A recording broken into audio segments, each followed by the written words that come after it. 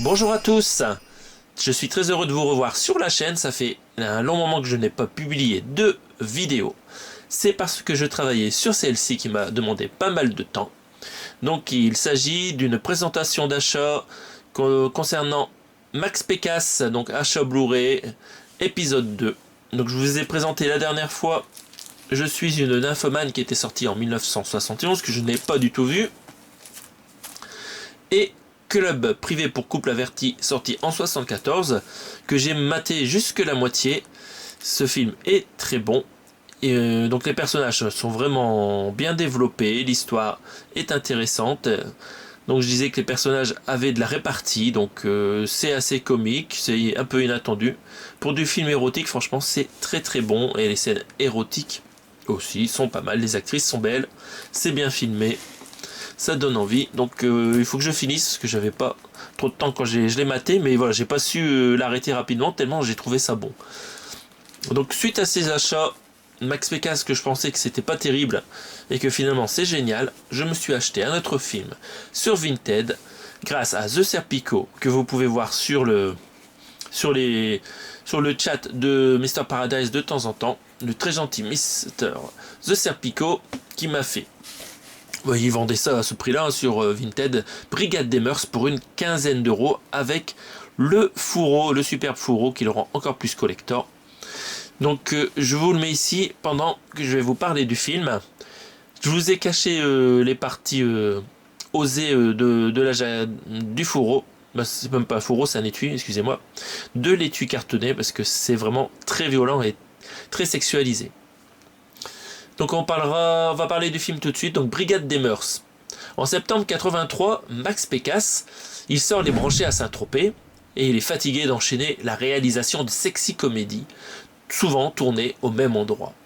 Il veut donc revenir au polar, ce qu'il avait fait au début de sa carrière, comme je vous avais évoqué dans l'épisode 1. Si vous ne l'avez pas vu, n'hésitez pas à aller voir au moins le début pour être au courant de la carrière de Max Pécasse, qui est un bon réalisateur, hein, méconnu malheureusement, parce qu'il a fait que ces comédies pourries, et en fait non, c'est vraiment bon.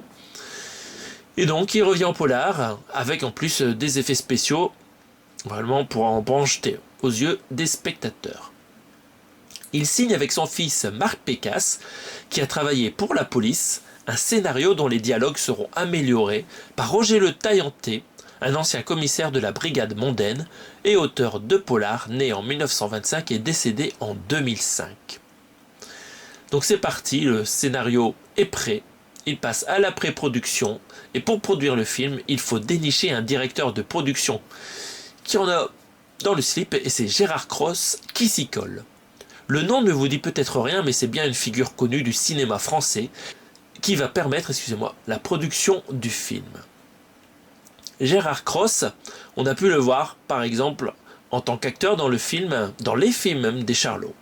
Il est né le 6 février 1946, il n'est pas encore décédé, et il a joué dans Les Bidas en folie et Les Fous du Stade de Claude Zidi, début 70, ainsi que Les Charlots font l'Espagne de Jean Giraud en 72. Gérard Cross travaille avec Max Pécasse en fait depuis 1980, avec le film Mieux vaut être riche et bien portant que fauché et mal foutu. D'habitude, il joue aussi dans les films qu'il produit, mais là, pour Brigade des Mœurs, ça ne sera pas le cas. Les sociétés de production donc qui viendront produire le film, on en aura 3. Il y aura Importation-Exportation Cinéma, basé à Nice, les films du Griffon de Max Pécasse et les films Jacques Létienne de Jacques Létienne. C'est parti, ils embauchent le casting. Ils doivent d'abord trouver l'équipe de gentils. Le rôle principal de l'inspecteur Gérard Latuada est tenu par Thierry de Carbonnière, un acteur français qui a débuté des études de professeur de gymnastique à l'UREPS de Saint-Germain-en-Laye, qu'il abandonne pour le théâtre, avec une formation au Conservatoire national d'art dramatique de Paris et à l'École nationale supérieure des arts et techniques de la rue Blanche. Il adore jouer les textes de Ruy Blas de Victor Hugo, l'École des femmes de Molière, Horace de Corneille, mais il prend un agent afin de pouvoir aussi passer à la télé et peut-être au cinéma. Donc celui-ci lui permettra d'apparaître dans 2 séries bien réputées en 1982, Les 5 dernières minutes et l'esprit de famille. Pendant ses études, il est aussi appelé pour passer un casting sur les Champs-Élysées aux productions du Griffon. Les essais sont concluants, car il est naturel et ressemble à Richard Anconina, en plus jeune et plus sportif. Brigade des Mœurs est donc son premier film de cinéma. Il a beaucoup discuté avec Max Pécasse pour ce rôle, et le réalisateur lui a demandé de se promener dans Paris avec une vraie arme chargée à blanc pour que l'acteur se mette dans la peau d'un flic en préparation du tournage, en se promenant comme ça dans les rues et en ressentant le fait que ça fait d'avoir un flingue près des couilles. Un nouveau rôle, on aura Lyle Moore Johnson qui occupe le rôle de Veronica, l'ex-petite amie du héros, qui l'aidera à dénicher les crapules dans le milieu du banditisme parisien en cours de film. On a déjà pu la voir avant, dans un rôle de campeuse dans le film Canicule de Yves Boisset en 1984. Malheureusement, elle arrête sa carrière cinématographique quelques années après le film Brigade des Mœurs. Dans Les Gentils, on retrouve aussi Muriel Montossé, qui joue Monique, une prostituée amie de Véronica, la femme précédente, et prostituée favorite du méchant Fifi, un gros barbu sadique dont on va reparler après. On a pu la voir 4 ans avant dans Belle, blonde et bronzée de Max Pécasse. Gabrielle Forest joue Sylvie, la petite amie du héros, donc la nouvelle petite amie du héros. C'est l'acteur Thierry de Carbonnière qui lui a proposé le rôle, car elle était aussi au conservatoire et ils se connaissaient bien. C'est aussi son premier film et la scène de torture ne l'a pas empêché de percer ensuite dans le théâtre. Et au cinéma, vous avez pu aussi la voir récemment dans Les Neiges du Kilimandjaro de Robert Guédigan en 2010, voire dans plein de séries TV. Autre actrice, Olivia Dutronc interprète Solange Ritchie, la sœur de l'inspecteur Latuada, héros du film. L'actrice étudiait les arts dramatiques à la Rue Blanche quand Max Pécasse a demandé à la rencontrer pour jouer dans un de ses films, donc la comédie On est venu là pour s'éclater en 1979, qui se passe à l'île Maurice. Ses parents comédiens ne voulaient pas qu'elle fasse du théâtre, mais elle a tout de même commencé vers 20 ans, c'était son rêve de gamine. Pour Brigade des Mœurs, Max Pécasse lui confie le scénario le jour même, le réalisateur ayant toute confiance en l'actrice pour passer de la comédie délirante au polar. Autre acteur parmi les gentils côté justice, c'est Christian Barbier, qui joue le commissaire Robert Cabès. On a pu le voir précédemment dans la série TV à succès L'Homme de Picardie en 1968, un peu irregardable aujourd'hui, et c'est un acteur belge très sympathique. Brigitte Lahaye, créditée en tant que Brigitte Simonin, joue l'inspectrice Letellier, qui a un petit rôle sérieux dans le film. Donc elle n'est pas à poil. On a pu la voir dans le film érotique Éducation anglaise de Jean-Claude Roy en 1983 par exemple. Et il y a aussi plein d'autres films érotiques, voire du classique de temps en temps. Tiki Olgado occupe un second rôle d'inspecteur. Il joue dans Les Ripoux de Claude Zidi l'année précédente. Donc vous le connaissez bien, Tiki Olgado. Jean Vinci, autre acteur parmi les gentils, joue le beau-frère du héros et qui est aussi un juge à l'origine des enquêtes menées dans le film. Il travaille avec Max Pécasse depuis le polar Espion à l'affût, sorti en 1966, donc un bout de temps avant Brigade des Mœurs. Enfin, Sophie l'Admiral joue la prostituée Sonia, petite amie d'une des brutes toxicos du film, qui se fait tabasser en cours de film. C'est la muse du réalisateur Serge Leroy et on a pu la voir dans Légitime Violence de ce même réalisateur en 1982. Parlons maintenant des méchants. Parmi les méchants, nous avons Jean-Pierre Bernard, qui interprète un chef de la mafia, qui entre surtout en action en fin de film. C'est un très bon acteur de théâtre, mais on a pu le voir dans La Sanction de Clint Eastwood en 1975 et pas mal de séries TV. La femme Pascal Robert, née le 21 octobre 1930, est Madame Alice, la petite amie du chef de la mafia, et patronne d'un bar à putes qui tient des comptes douteux. On a pu la voir précédemment dans Aldo et Junior de Patrick Schulman en 1984. Nous avons aussi Guy Dirigo, qui interprète une ordure appelée Luigi, petite main du chef de la mafia, et qu'on a vu précédemment dans La 7e cible de Claude Pinotto en 1984. C'est aussi un cascadeur du film, mais on en reparle après. On retrouve Jean-Marc Morel qui a un rôle incroyable dans le film, le rôle de Costa, une crapule gay et sadique qui torture l'indique Véronique et la petite amie du héros et qu'on retrouve en fin de film pour une scène ultra gore. Vraiment, c'est excellent. On a pu le voir précédemment dans le film Marche à l'ombre de Michel Blanc en 1984. Bernard Rosselli, qui est une tête d'acteur vraiment sympa, interprète un second rôle avec Jimmy, un accro à la drogue assez violent. C'est ici son premier film et on le retrouve récemment dans le film L'ennemi public numéro 1 de Jean-François Richet en 2008. Autre acteur des méchants, c'est Henri Lambert qui joue Marcel, une autre brute du film, acteur de théâtre qui a joué dans L'abîme des morts vivants de Jésus Franco en 1982. Encore deux méchants à présenter. Le premier, c'est Denis Carville, qui joue un des tueurs des transsexuels du début du film au Bois de Boulogne. Scène assez violente. Et il a débuté le cinéma dans le film Je prends la chose du bon côté de Michel Gérard en 1975 avec un premier rôle. Il y avait aussi vraiment une bonne tête d'acteur celui-là. Enfin, on retrouve Fifi Maleki, qui joue le gros méchant barbu et qui, comme dans la vraie vie, adore la moto et tient un bar. Donc, comme son bar, rue de la Roquette à Paris, où à l'époque il accueillait tout le show business et aussi un gang de motards. Donc il était très connu ce gars. Il joue d'ailleurs le videur dans les sketchs de Manœuvre et Dionnet, dans Les Enfants du Rock dès 1982. Et côté cinéma, il est le chauffeur de bus dans le film Prends ton passe-montagne, on va à la plage de Eddie Matalon en 1983. Il est malheureusement décédé le 11 février 2026 dernier. Et il y a beaucoup de gens qui lui rendent hommage, tellement il était sympa et il connaissait du monde sur Paris. Voilà, j'en ai terminé avec la présentation du casting. Passons désormais à la production et au tournage. Dans l'équipe technique, on retrouve le directeur de la photographie Jean-Claude Couty. C'est un homme qui adore la photo. Il a débuté avec Daniel Daher grâce à un stage de montage. Il travaille aussi pour Bresson. Il a monté par exemple Adorable Capucine de Marc Baudard. Jean-Claude Couty rencontre Pécasse sur le film Belle blonde bronzée et il est électricien sur ce film. Pour Brigade des Mœurs, le réalisateur lui demande de mettre en place une photographie permettant de voir tous les détails de l'image de manière réaliste et brillante, pas de chichi. Dans les assistants réalisateurs, on retrouve François Hans qui fait tous les clips de Mylène Farmer et qui filme aussi Mylène Farmer en live. Il y a d'autres assistants réalisateurs comme Michel Guilherme et Gérard Pujolard. Mais sinon, nous parle moins.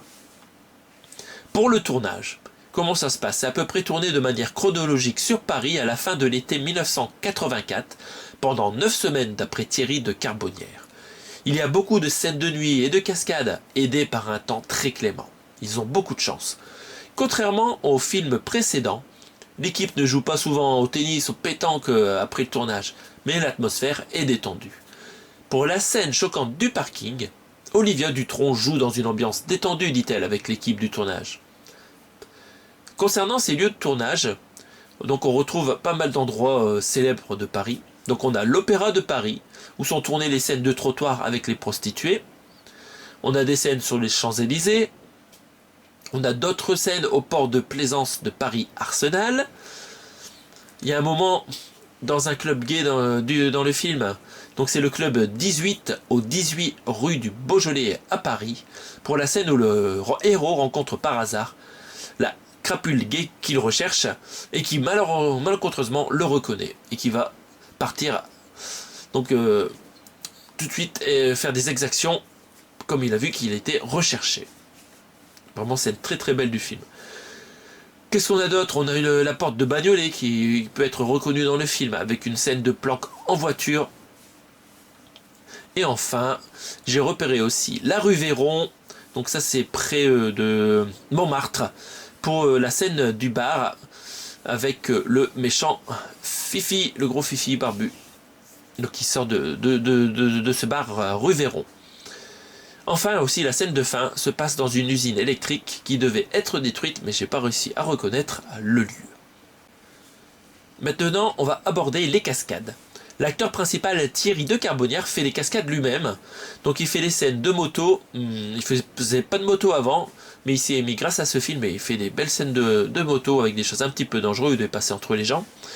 Il tombe aussi dans une vitre à un moment pour pouvoir rentrer dans l'appartement tout en haut d'un immeuble parisien, l'appartement d'un voleur, donc il fracasse la vitre, c'est assez poignant ce moment, parce qu'après il y a une scène de gunfight en plus. Et les scènes de voiture, les poursuites de voiture, il est aussi dans la voiture. Sinon, c'est un expert en cascade qui en fait pas mal, c'est Guy Dirigo qui joue aussi dans le film, comme on a vu précédemment. Donc il fait des cascades et des combats. Il double les comédiens, par exemple pour la chute du toit de l'immeuble, et aussi pour la mise à feu de la torche du criminel dans le garage. C'est très impressionnante. Pour cette scène délicate de la torche d'ailleurs, qui se fait habituellement en une seule prise, tellement c'est dangereux et difficile pour le cascadeur. Malheureusement, Thierry de Carbonnière n'a pas pu tirer dès la première prise, car l'arme était chargée à blanc, il a dû simuler donc, le fait qu'il tirait, donc c'était pas très bon quand même, ça devait se sentir que c'était protégé par un cran d'arrêt l'arme. Du coup, le cascadeur Guy Dirigo lui a quand même proposé de refaire la scène une deuxième fois, afin que l'acteur puisse jouer pleinement la scène, qui est un moment énorme du film. Tellement la torche, on la voit de près, et que la torche se dirige vers l'acteur principal qui lui tire dessus, c'est vraiment génial. D'ailleurs, dans les bonus du Blu-ray, l'acteur avoue en avoir pleuré tellement cette scène était forte. Enfin, dans les cascades, il y a aussi Michel Berreur, spécialisé en mise en scène des combats. Il n'y a pas que des cascades, il y a aussi des effets spéciaux, parce que Max Pécasse en voulait un paquet dans ce film. Donc ils ont fait intervenir pour réaliser de beaux effets spéciaux Paul Trielli, qui fait partie de la famille Trielli, qui travaille sur beaucoup d'effets spéciaux, dont les frères Émile et André sont assez célèbres, qu'ils étaient spécialisés dans les explosions, par exemple, pour le film Papy fait la résistance en 1983, c'était eux, donc c'est une famille expert en FX, et c'est Paul qui intervient dans ce film. Je ne sais pas exactement quel effet spéciaux il a fait. Roger Bollangier, donc c'est un accessoiriste qui a travaillé sur Le Mur de l'Atlantique de Marcel Camus en 1970 et Charlie Bravo de Claude Bernard Robert en 1980. Enfin, parlons des maquillages qui sont splendides. Ils ont été réalisés par Serge Louis Alvarez, qui a aussi travaillé sur Clémentine Tango de Caroline Robot en 1983, avant d'ouvrir son entreprise de maquillage classique, les maquillages classiques. Donc vous pouvez trouver pas mal d'informations sur lui, sur son métier officiel, sur le net. Sur le film, il fait appel à son assistante, Françoise Chapuis, que vous pouvez voir en photo. Voilà, le film est tourné, il y a tout qui est prêt pour faire un super film. Passons à la post-prod. Le monteur sera François Seppi, qui a travaillé sur Astérix le Gaulois en 1967, la traque de Serge Leroy en 1975 et encore une fois l'Indique de Serge Leroy en 1983. Pour la musique, on retrouve Léo Carrier, qui est aussi scénariste, auteur, compositeur-interprète, proche du milieu du banditisme comme par hasard. Et Jean-Paul Den, auteur-compositeur. Ils ont déjà travaillé pour Max Pécasse l'année précédente sur le film Les Branchés à Saint-Tropez. Voilà, le film est monté. Il peut être distribué, mais que vaut un film sans une superbe affiche? Et c'est Renato Casaro, un artiste italien né en 1935, connu pour ses grosses affiches de cinéma célèbres, qui s'en occupe. Ça, c'est vraiment de la chance. On pourra la voir tout à l'heure quand je vous ferai l'unboxing. Il en aurait créé des milliers depuis l'âge de 17 ans. Il a travaillé pour Coppola, Bertolucci, Besson, Zeffirelli, Fassbender, Lelouch, Sergio Leone et Tarantino et bien d'autres. Il a créé les affiches de Conan le Barbare, Rambo, Octopussy, Le Bon, la Brute et le Truand, Mon Nom est Personne, Le Marginal, Les Morphalous. Il est malheureusement décédé le 30 septembre 2025, donc il n'y a pas longtemps. Le film, grâce à cette belle affiche, sort en salle le 9 janvier 1985 et à l'avant-première, la salle est remplie de flics qui apprécient beaucoup le film. En termes de succès sur la population normale, je ne sais pas, j'ai pas trouvé de chiffres. Un livre est aussi sorti après, donc qui met donc l'histoire, je ne sais pas si elle est fidèle à ce que raconte le film, mais voilà, avec la même affiche, un livre est sorti pour continuer le délire autour du film. Donc on va passer désormais à la présentation de cette édition. Donc, vous avez un Scanavo. J'enlève ma petite statue. Donc, vous avez un Scanavo dans un étui cartonné et à l'arrière, vous avez donc vraiment un dessin assez incroyable, encore plus gore que l'avant. Donc là, il y a la tranche, il n'y a pas le nom du film hein, sur ce fourreau. Donc, on va passer à la présentation de l'édition Scanavo. Donc, à l'avant, vous avez l'affiche de Renato Casaro, qui est magnifique. On voit le personnage principal. Et à droite, c'est la bande de méchants en illustration. Et à gauche, les prostituées, donc en pleine ville. Brigade des Mœurs, un film de Max Pécasse. On retrouve le titre sur la tranche.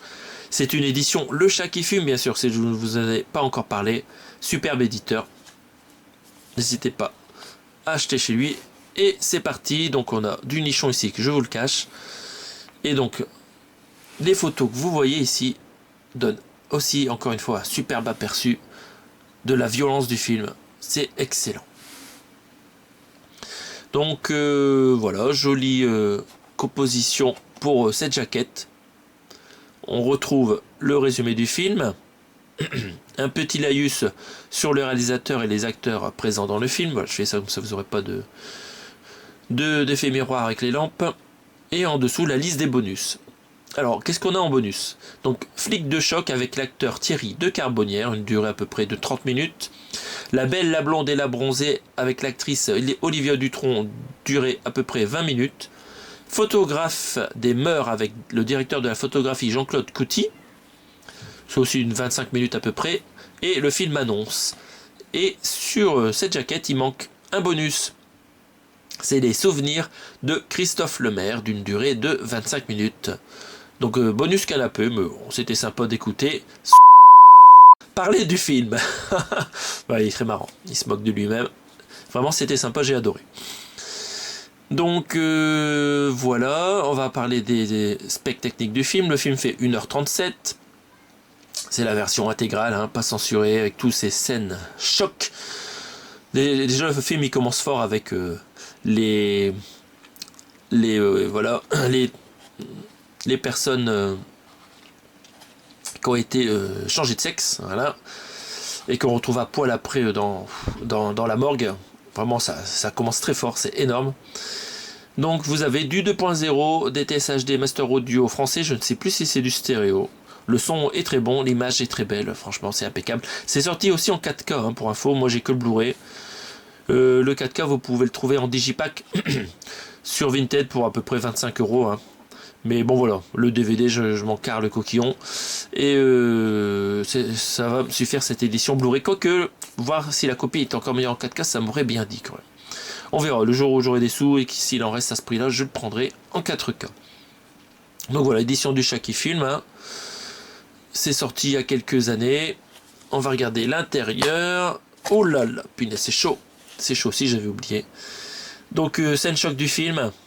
Donc ça, c'est la petite amie, l'ex-petite amie du héros à droite.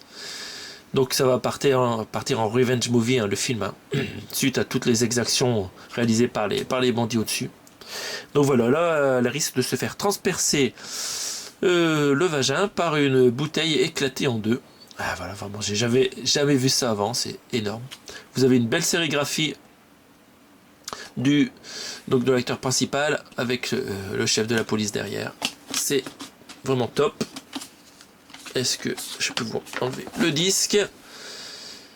Donc voilà, film excellent. Au tout début, il y avait peut-être des dialogues qui étaient un peu de mauvaise qualité. Ça sentait un tout petit peu l'amateurisme, mais après le film il se déroule et plus aucun problème. Top. Les acteurs, même s'ils n'ont pas joué énormément, ils sont vraiment pas mauvais. Donc voilà, on a fait le tour de la présentation de cette édition Blu-ray. J'espère que c'était pas trop long, j'espère que ça vous a intéressé. On se retrouve prochainement pour d'autres présentations d'achat. Ça sera pas Max Pécasse la prochaine fois. Donc voilà, j'espère que je vous ai donné envie de voir du Max Pécasse. N'en restez pas à ce qu'on vous a dit ou à ce que vous croyez de ce réalisateur. Regardez ces films, vous n'allez pas être déçus, croyez-moi. A bientôt sur ma chaîne en parfait état. Merci à tous de votre écoute. Bye bye.